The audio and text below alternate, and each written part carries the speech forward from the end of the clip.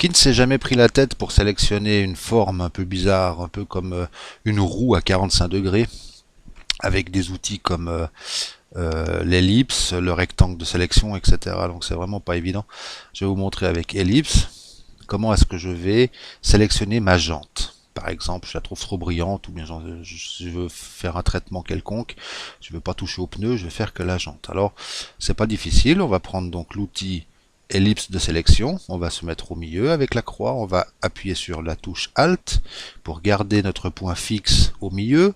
On voit que je reste au milieu de la jante. Si je lâche Alt, mon point fixe se trouve en haut à gauche de ma sélection, donc c'est pas ce que je veux. Alors, CTRL D pour annuler. Je vais prendre donc le milieu de ma jante, j'appuie sur Alt, je vais chercher plus ou moins ma jante, voilà à peu près, hein, c'est une sélection approximative en premier.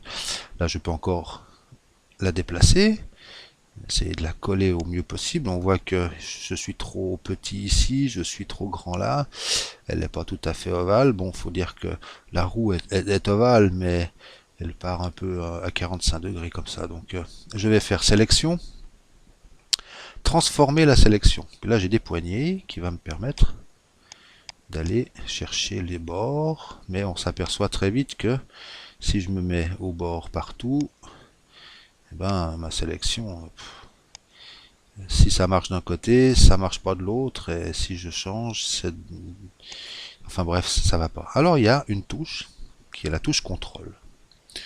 Si je me mets sur une des poignées et je fais contrôle, on voit que j'ai un petit triangle. Et là, comme par magie, mes coins sont indépendants et je vais pouvoir régler ma sélection indépendamment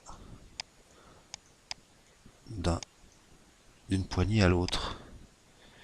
Et là on s'aperçoit que ça va tout de suite beaucoup mieux pour sélectionner quelque chose qui n'est pas forcément droit. Bon, j'ai une souris qui réagit à peu près aussi rapidement qu'un escargot anorexique, mais on s'aperçoit que ça marche quand même pas mal. Voilà, ici aussi on peut rentrer un peu la sélection comme ça. Voilà, ici c'est un peu trop en dedans, là comme ça on y arrive. On va aller un peu plus vite, voilà, à peu près. Bon, vous avez compris la combine. On va tordre la sélection pour aller épouser les bords, on fait OK. Voilà, ma sélection est faite.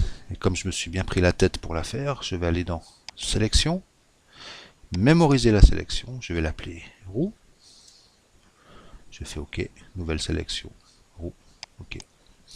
Le fait d'avoir mémorisé comme ça, maintenant si je fais CTRL D pour désélectionner, que je vais quitter, enfin je vais d'abord sauver mon image sous Photoshop, je vais la reprendre 1 ou 2 jours plus tard, je vais faire menu sélection, récupérer la sélection, je vais chercher ma roue, je peux inverser si je veux tout sauf la roue, et puis je fais OK et ma sélection réapparaît. Donc c'est bien pratique.